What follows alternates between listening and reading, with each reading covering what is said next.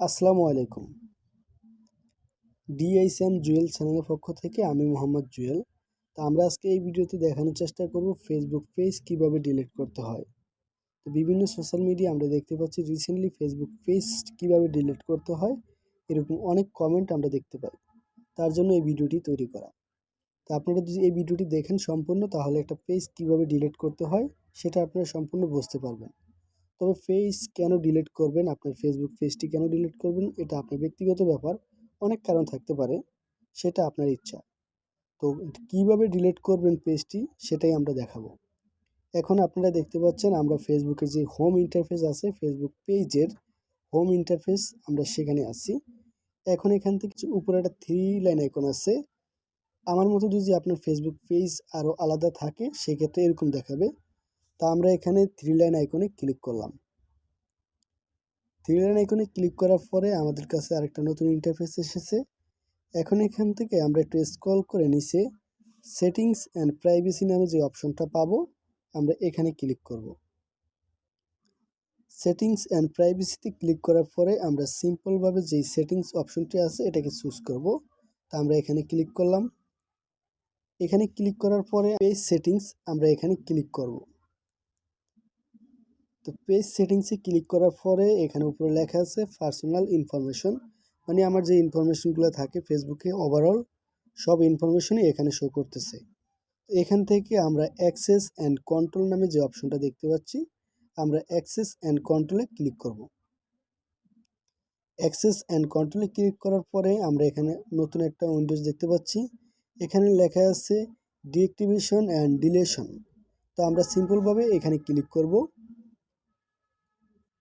এখানে ক্লিক করার পরে আমরা দেখতে পাচ্ছি আমাদের কাছে দুইটা অপশন আছে। একটা হচ্ছে ডিঅ্যাক্টিভেট পেজ, আর একটা হচ্ছে ডিলিট পেজ। তো আপনি যদি ডিঅ্যাক্টিভেট পেজ এখানে সিলেক্ট করেন সেক্ষেত্রে আপনার পেজটা টেম্পোরারি ডিঅ্যাক্টিভেট হয়ে যাবে। আপনি চাইলে কোনো এক সময় এটাকে অ্যাক্সেস আবার নিতে পারবেন। তা আমরা আজকে চাচ্ছি যে আমাদের পেজটি ডিলিট করব। তার জন্য আমরা ডিলিট যে পেজ এখানে আমরা মার্ক করে দেব। মার্ক করার পরে আমরা এখান থেকে কন্টিনিউ বাটনে ক্লিক করব। কন্টিনিউতে ক্লিক করার পরে এখানে আমাদের কাছে অনেকগুলো অপশন আসবে। তারা বলতেছে তাদের কাছে হেল্প নেওয়ার জন্য। তো আমার কোনো হেল্পের প্রয়োজন নেই, তো আমি কন্টিনিউতে ক্লিক করতেছি। কন্টিনিউতে ক্লিক করার পরে এখানে উপরে লেখা আছে পার্মানেন্টলি ডিলিট পেজ। তো আমরা পার্মানেন্টলি ডিলিট করতে চাই পেজটি। তো আমরা এখানে আলাদা আলাদা আরও 3টি অপশন দেখতে পাচ্ছি। তো আমাদের এটি কোনো প্রয়োজন নেই, সেক্ষেত্রে আমরা কন্টিনিউতে আবার ক্লিক করব। কন্টিনিউতে ক্লিক করার পরে আমরা দেখতে পাচ্ছি আমার যে ফেসবুক প্রোফাইল আছে সেই প্রোফাইলে পিকচারটি শো করতেছে। উপরে লেখা আছে confirm this your page before you permanently delete your page, please enter your password. তার মানে হচ্ছে আপনি যদি আপনার ফেসবুক পেজটি ডিলিট করতে চান সেই ক্ষেত্রে আপনার যে ফেসবুক প্রোফাইল আছে সেটার পাসওয়ার্ড এখানে দিতে হবে। তো আমরা এখানে পাসওয়ার্ডটি দিতেছি। তো আমরা আমাদের পাসওয়ার্ডটি দিলাম। পাসওয়ার্ডটা দেওয়ার পরে আমরা আবার কন্টিনিউ বাটনে ক্লিক করব। তো আমরা কন্টিনিউতে ক্লিক করলাম। ক্লিক করার পরে আমাদের কাছে নতুন একটা ইন্টারফেস এসেছে। এখানে লেখা আছে delete DHM-JUYEL page and information.